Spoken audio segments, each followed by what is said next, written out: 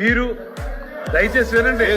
మీరు 2000 రూపాయల పెన్షన్ ని 3000 రూపాయలు పెంచడానికి మీకు 5 సంవత్సరాలు పట్టింది.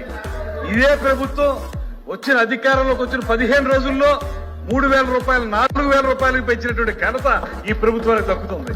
అంతేకాదు మేము ఏప్రిల్ నెలలో ప్రకటించాం. ఏప్రిల్ నెలలో ప్రకటిస్తే అప్పుడు మా ప్రభుత్వం లేదు.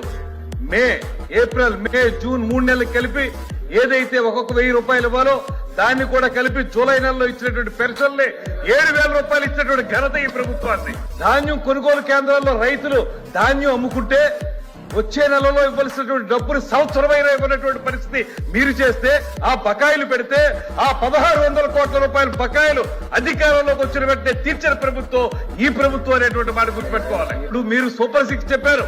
ఇవాళ సూపర్ 6 లో ఒక్కొక్కటి తీసుకుంటా ఉన్నాం.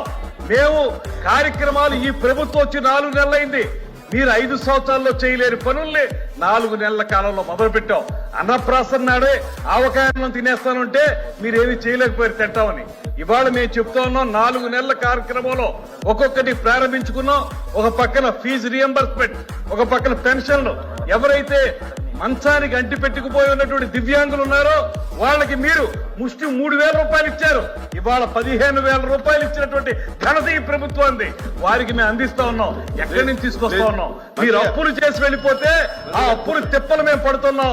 దాంతో పాటు రైతులను ఒక పక్కన, యువతను మరో పక్కన, నిరుద్యోగులను మరో పక్కన, మీరందరికీ కావాల్సిన దీపం పథకం కార్యక్రమం ఇవన్నీ చూసుకుంటే ఈ ప్రభుత్వాన్ని మెచ్చుకోవాల్సిన పోయి ఈ రకంగా మీరు చేయటం కరెక్ట్ కాదనేటువంటి మాట చెప్తా ఉన్నాం.